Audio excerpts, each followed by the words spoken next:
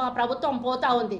కానీ మీరు చేసిపోయిన పాపాలను కూడా మా మీద రుద్దే ప్రయత్నం చేయడం ఏదైతే ఉందో అది సరైనది కాదు అని చెప్పి నేను ఈ వేదిక మీద నుంచి మరి కేసీఆర్ గారికి హెచ్చరిస్తూ ఉన్నాను. మరి విద్యుత్ కరెంటు కోతలు ఉన్నాయని చెప్పి నేను ఆయన పోయిన కాడ మాట్లాడిండు. అయితే కరెంటు పోతుంది చీటికి మాటికి అని చెప్పి చెప్పడం జరిగింది. మరి అధికారానికి దూరం అయినాక వాళ్ళకి పాప ఫ్రస్ట్రేషన్లో నిజాలు తెలియకుండా ఏది పడితే అది మాట్లాడడం జరుగుతూ ఉంది. మరి రిపేర్ జరుగుతున్న ప్రాంతాల్లో ఇండ్లను చూపెట్టి కరెంటు పోయిందని అసత్య ప్రచారం చేస్తూ ఉన్నారు.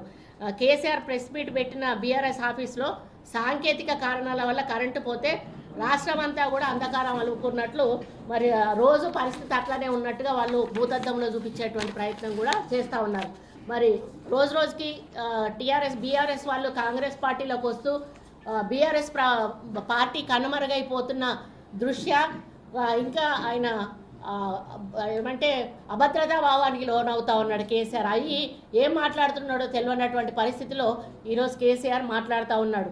మరి ఆ రోజు వాళ్ళు ప్రభుత్వంలో ఉన్నప్పుడు అధికారంలో ఉన్నప్పుడు ఈ డిస్కామ్ని కానీ వీటిని కానీ కరెంటు డిపార్ట్మెంట్స్ని ఎవరిని నడిపారు అంటే రిటైర్ అయినటువంటి కేసీఆర్ బంధుగణం అంతా కూడా విద్యుత్ సంస్థల్లో కీలకమైన హోదాల్లో మరి ఉండి విద్యుత్ రంగాన్ని భ్రష్టు పట్టించారు. వీళ్ళ కారణంగానే ఈరోజు విద్యుత్ సంస్థలు దివాలా తీశాయని మేము మొన్న వైట్ పేపర్ అసెంబ్లీలో విడుదల చేసినప్పుడు కూడా చెప్పడం జరిగింది. ఇంట్ల ముందున్న కరెంటు స్తంభాలను కూడా ఈరోజు తాకట్టు పెట్టడం జరిగింది. మరి విద్యుత్ బోర్డులు కూడా ఆ రోజు ఇష్టానుసారంగా వాళ్ళ అధికారులు ఆడిందే పాటగా కూడా వ్యవహరించడం జరిగింది. ఈరోజు మేము కాంగ్రెస్ పార్టీ వచ్చినాక ఎవరైతే మరి సమర్థులైన అధికారులను మేము ఈరోజు వాళ్ళకి అధికారం ఇచ్చి మరి కరెంటును సెటరేట్ చేసి